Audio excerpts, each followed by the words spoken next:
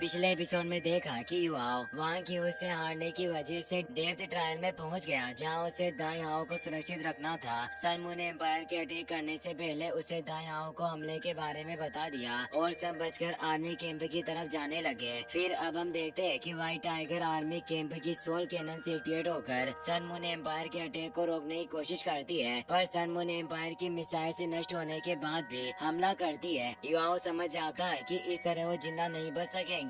तभी दाओ हाओ आर्मी के सामने आकर सबको व्हाइट टाइगर प्रोटेक्टिव शील्ड में ले लेता है। सब शील्ड की आड़ में आर्मी कैंप की तरफ बढ़ने लगते हैं। युवाओं इससे काफी हैरान था। वो सोचता है कि मुझे उम्मीद नहीं थी कि दाई हाओ सिर्फ अपने सैनिकों को बचाने के लिए इतनी बड़ी शील्ड बनाएगा। लगातार हमलों की वजह से आर्मी कैंप तक जाने का रास्ता टूट गया। जांग भी आओ दाई हाओ को आगे जाने के लिए कहता है, मगर उसने मना कर दिया। वो कहता है कि तुम मेरी सेना और मेरे साथी हो, मैं तुम्हें छोड़कर नहीं जा सकता। तुम सैनिकों के साथ फ्लाइंग सोल टूल्स की मदद से आगे बढ़ो। सैनिक फ्लाइंग सोल टूल से एक्टिवेट करके उड़ने लगते हैं। तभी पहाड़ पर लगे सोल बॉम्ब एक्टिवेट होकर ब्लास्ट हो गए, जिससे पहाड़ सैनिकों के ऊपर गिरने लगता है। लेकिन दाई हाओ ने प्रोटेक्टिव शील्ड बनाकर उन्हें बचा लिया। बियाओ से कहता है कि परिस्थिति बिगड़ती जा रही है, आपको हमारी फिक्र करने की जरूरत नहीं, आप यहाँ से निकल जाइए। हाओ बिन और सारे सैनिक दाई हाओ को वहाँ से जाने के लिए कहते हैं, मगर दाई हाओ अपनी सेना को छोड़कर कहीं नहीं जाता।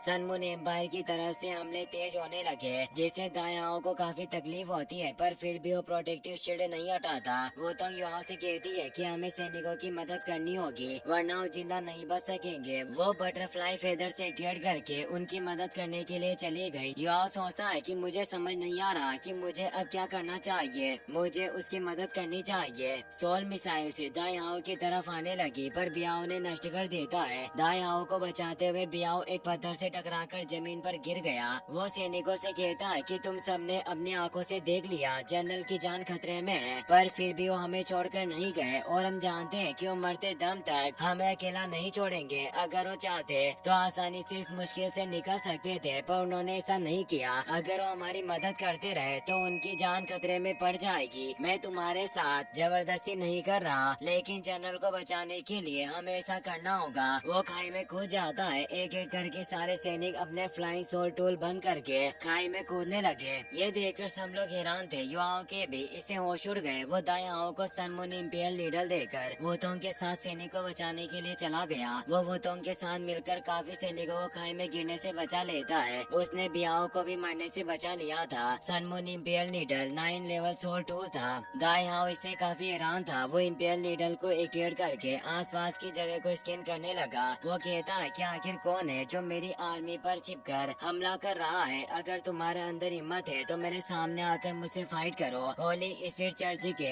8 एल्डर हुई फेंग और उसके साथी छिपकर व्हाइट टाइगर आर्मी पर हमला कर रहे थे, मगर इंपियल नीडल की डिवाइन लाइट देखकर उनके होश उड़ जाते हैं। हुई फेंग कहता है कि यह लाइट सन मून इंपियल नीडल की है। यहाँ तक कि ड्रैगन को डूलो को भी इस सोल टूल से घायल किया जा सकता है। आखिर ये सोल टूल व्हाइट टाइगर ड्यू के पास कैसे आ गया? कहीं ऐसा तो नहीं कि स्टार स्काई डूलो यूलिंग सन मून एम्पायर को धोखा दे रहा है? टियान कहता है कि ऐसा नहीं हो सकता, मुझे लगता है कि कोई पावरफुल सोल मास्टर दाई हाओ की मदद कर रहा है। हुई फेंग कहता है कि कुछ भी हो, पर इस वक्त हम दाई हाओ को नहीं मार सकते। बेहतर होगा कि अभी हम वापस जाकर दोबारा सारी प्लानिंग करें। वो जोंगली ब्रदर के साथ वहाँ से चला गया। युवाओं और वुतोंग ज्यादा सैनिकों को जिंदा नहीं बचा सके। युवाओं सोचता है कि भले ही हम सैनिक नहीं है, पर हम सब एक ही बैटल लड़ रहे हैं। आज मुझे समझ आ गया कि अगर मुश्किल के वक्त में लीडर अपने सैनिकों को अकेला न छोड़े तो सैनिक उसके लिए अपनी जान देने से पीछे नहीं हटेंगे। व्हाइट टाइगर ड्यूक सच में स्टार लो एम्पायर का सच्चा योद्धा है। अपने साथी सैनिकों की लाशें देखकर दाई हाओ को सबकी आंखों में आंसू आ गए। तभी एक लव गोडेस वहाँ आकर कहती है कि दुश्मन हार मानकर पीछे हट गए और मुसीबत टल गई। तुमने डीप ट्रायल पार कर लिया, तुम्हारा दिल बहुत अच्छा है और तुमने अपने दोस्तों की मदद की। इसके बदले में मैं इन सबको दोबारा जिंदा कर दूंगी। लव गोडेस अपने मैजिक से सारे सैनिकों को दोबारा जिंदा कर देती है। सब से बहुत खुश थे। दायाओ सोचता है कि आखिर ये कौन है जिसने हमें इतने बड़े खतरे से बचाया। लव गॉडेस युवाओं से कहती है कि यिंग यांग लव वैली का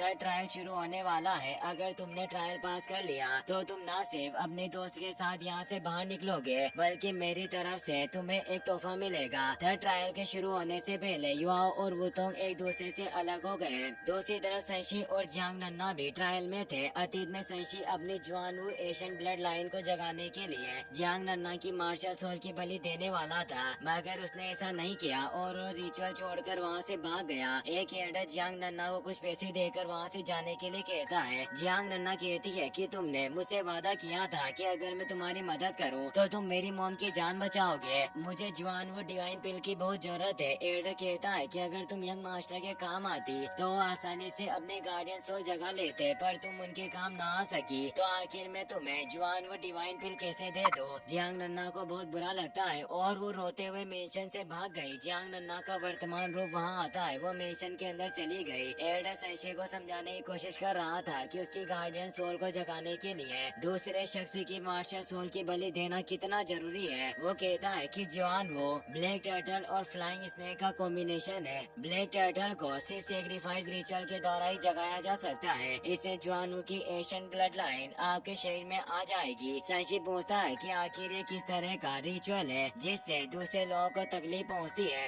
अगर किसी इंसान की मार्शल सोल उससे अलग की गई तो अफाइज बन जाएगा या उसकी मौत भी हो सकती है। आखिर में सिर्फ अपने फायदे के लिए दूसरों की जान कैसे ले सकता हूँ। मैं इतना भी मतलब ही नहीं कि किसी को मार डालूं। एल्डर कहता है कि बलि देने वाला शख्स अपनी मर्जी से ये सब कर रहा है। हमने उसके साथ कोई जबरदस्ती नहीं की। उसकी हालत के लिए आपको खुद को जिम्मेदार ठहरने की जरूरत नहीं। संशी कहता है कि मुझे ये सब करने की कोई जरूरत नहीं। अगर तुमने दोबारा मुझे बेहोश करने की कोशिश की तो मैं तुम्हें जिंदा नहीं छोड़ूंगा। अगर मैं अपने दम पर जुआनवू ब्लड लाइन को नहीं जगा सकता तो मैं जुआनवू गार्डियन सोल के लायक नहीं। इसके अलावा तुम्हें फिक्र करने की जरूरत नहीं। मैं खुद पूरे परिवार को इसके बारे में बता दूंगा। तुम सब उस लड़की का ध्यान रखना और याद रहे कि तुम्हें उसे जुआनवू डिवाइन पिल भी देनी होगी। ये सारी बातें सुनकर जियांग नन्ना को सच्चाई का पता चला, वरना इतने सालों से वो सोच रही थी कि संशी ने अपने फायदे के लिए उसका इस्तेमाल किया। इसी वजह से जियांग नन्ना संशी से नफरत करती थी, पर सच्चाई पता चलने के बाद उसे संशी पर भरोसा हो गया। संशी खुद जियांग नन्ना की मोम के पास जाकर उन्हें जुआनवू डिवाइन पिल देता। ये देखकर जियांग नन्ना रोने लगी। वो कहती है कि मैं इतने वक्त से तुम्हें गलत समझती रही, पर तुमने कुछ भी गलत नहीं किया। तभी संशी का वर्तमान रूप वहाँ गया। वो कहता है कि अगर लव गॉडेस की नियति नहीं होती तो हम दोनों कभी नहीं मिलते और मैं तुम्हारी मदद नहीं कर पाता। मेरी गलती इतनी सी हुई कि अगर मैं वक्त रहते तुम्हारी मदद करता तो शायद आज तुम्हारी मोम जिंदा होती। जियांग नन्ना कहती है कि मोम के मरने से पहले ही डॉक्टर ने मुझे बता दिया था कि उन्हें बचाया नहीं जा सकता, पर मैं इतनी आसानी से मोम को मरने नहीं दे सकती थी। इसीलिए मैंने जुआनवू डिवाइन पिल आजमाने का फैसला किया, पर डिवाइन पिल के बाद भी मोम जिंदा ना बच सकी। संशी कहता है कि मैं तुम्हारी परेशानी समझ सकता हूँ। उस वक्त मैं तुम्हारी मदद नहीं कर पाया, लेकिन आज तुम मुझे जो करने के लिए कहोगी मैं खुशी खुशी करूँगा। जियांग नन्ना कहती है कि मैं चाहती हूँ कि मोम को आखिरी बार रखने के लिए मेरे साथ चलो। मुझे यकीन है कि तुमसे मिलकर मोम खुश होगी। संशी उसकी मोम से मिलने के लिए चला गया। अपनी मोम की हालत देखकर जियांग नन्ना रोने लगी। मोम कहती है कि तुम्हें उदास होने की जरूरत नहीं, तुम्हें हिम्मत रखकर खुद को संभालना होगा। तुम बचपन से ही काफी समझदार रही हो। मैं उम्मीद करती हूँ कि मेरे जाने के बाद भी तुम ऐसी रहोगी और खुद से प्यार करना सीखोगी। जियांग नन्ना रोते हुए कहती है कि आपको फिक्र करने की जरूरत नहीं। आगे जाकर मुझे बहुत ही अच्छे दोस्त और टीचर्स मिलने वाले हैं जो मेरा ख्याल रखेंगे और उनके साथ में एकदम खुश रहूंगी। अब मैं अकेली नहीं हूँ, कोई है जो मुझसे प्यार करता है। इन सब चीजों के साथ आप हमेशा मेरे दिल में रहोगी। मैं आपको कभी नहीं भूल सकती। मोम संशी को अपने पास बुलाकर जियांग नन्ना का हाथ उसके हाथ में दे देती है। उनका मतलब था कि मेरे जाने के बाद अब तुम्हें जियांग नन्ना का ख्याल रखना होगा। संशी और जियांग नन्ना को इससे काफी अच्छा लगा और दोनों शर्मा गए। मोम जियांग नन्ना से कहती है कि मैं खुश नसीब हूँ जो मुझे तुम्हारे जैसी बेटी मिली। मैं उम्मीद करती हूँ कि तुम इसी तरह खुश रहकर अपनी जिंदगी बिताओगी। अचानक ट्रायल खत्म हो गया। संशी जियांग नन्ना से कहता है कि जब मैंने पहली बार तुम्हें देखा था उसी वक्त से मैं तुम्हें पसंद करने लगा। मैं अपनी बची हुई जिंदगी तुम्हारे साथ बिताना चाहता हूँ। मैं तुम्हें हर खतरे और मुश्किल से दूर रखूंगा और तुम्हारे ऊपर आँच नहीं आने दूंगा, भले इसके लिए मुझे अपनी जान क्यों न देनी पड़े। जियांग नन्ना उसके पास आकर उसे गले लगाती है। लव गॉडेस कहती है कि जियांग नन्ना तुमने अपने अपने अतीत को अपनाकर भविष्य सुधार लिया, इसीलिए तुम्हारी सोल पावर 60 लेवल पर पहुंच जाएगी। संशी, तुमने कभी भी किसी को धोखा नहीं दिया। जिनसे तुम प्यार करते हो वो तुम्हारे लिए खास है। मैं तुम्हें एक तोहफा दे रही हूँ। अगर तुम अपनी सारी गलतियों को स्वीकार कर लो तो तुम्हें अपने गार्डियन सोल को जगाने के लिए किसी की बलि देने की जरूरत नहीं पड़ेगी। पर यह चीज काम करेगी या नहीं ये तुम्हारे ऊपर डिपेंड करता है। वही युवाओं एक बीच में पहुंच गया। समुद्र किनारे उसे टेंशन मिलता है। इसी के साथ ये एपिसोड यहीं पर खत्म हो जाता है।